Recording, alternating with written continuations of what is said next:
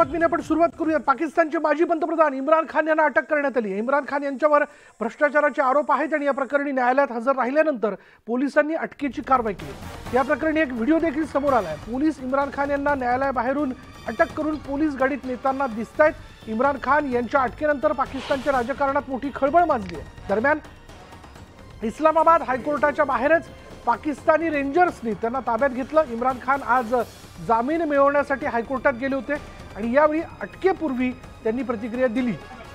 माझ्या हत्येचा 2 वेळा कट रचण्यात आला होता असं यावेळी इम्रान खान यांनी म्हटलंय आणि यानंतर काही तासातच त्यांच्यावर अटकेची कारवाई करण्यात आली।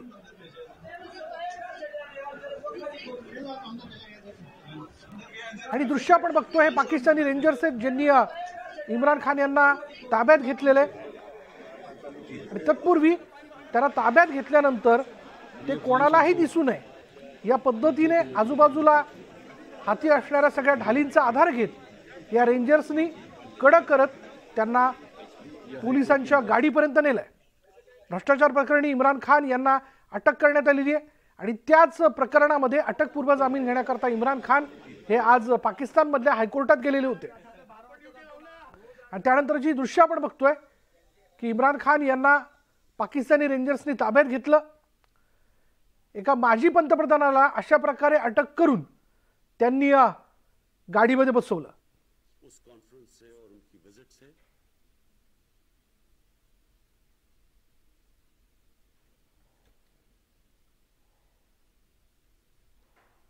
इस आदमी ने 2 दफा मुझे कत्ल करने की कोशिश की और जब भी इन्वेस्टिगेशन होगी मैं ये साबित करूंगा कि ये वो आदमी था और इसके साथ एक पूरा टोला है।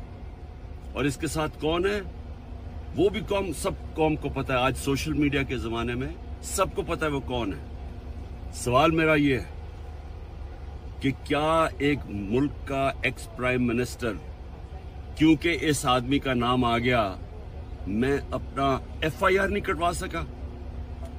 पता तो सच और झूठ तब चले जब इन्वेस्टिगेशन होती।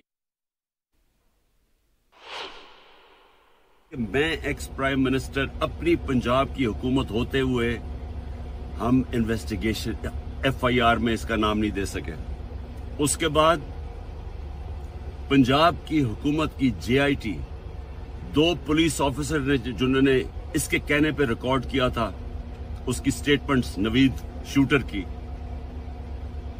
हम 2 ऑफिसर जो रिकॉर्ड किए थे पंजाब के पुलिस ऑफिसर DPO गुजरात और CCPO CTD, उन्होंने हमारी इन्वेस्टिगेशन के अंदर आने से मना कर दिया। कौन था पीछे? इम्रान खान यांना ज्या भ्रष्टाचाराच्या प्रकरणात अटक करण्यात आली आहे ते प्रकरण नेमकं काय जाणून घेऊयात। इम्रान खान यांच्यावर भ्रष्टाचाराचे आरोप आहेत। सरकारी तोशाखान्यातल्या वस्तू परदेशात विकल्याचा त्यांच्यावर आरोप ठेवण्यात आला। पंतप्रधान पदाच्या काळात विविध देशातून त्यांना वस्तू मिळाल्या होत्या, त्या भेटवस्तू होत्या। या वस्तू परदेशात जास्त किमतीत त्यांच्यावर विकल्याचा आरोप आहे। पत्नी बुशरा बीबी यांनीही भेटवस्तू कोट्यवधींना विकल्याचा त्यांच्यावर आरोप करण्यात आला। विकलेल्या वस्तूंमध्ये महागडी घड्याळं, हिरे, दागिन्यांचा समावेश आहे। आरोपानंतर खान यांनी संसद सदस्यता त्यांची रद्द करण्यात आली।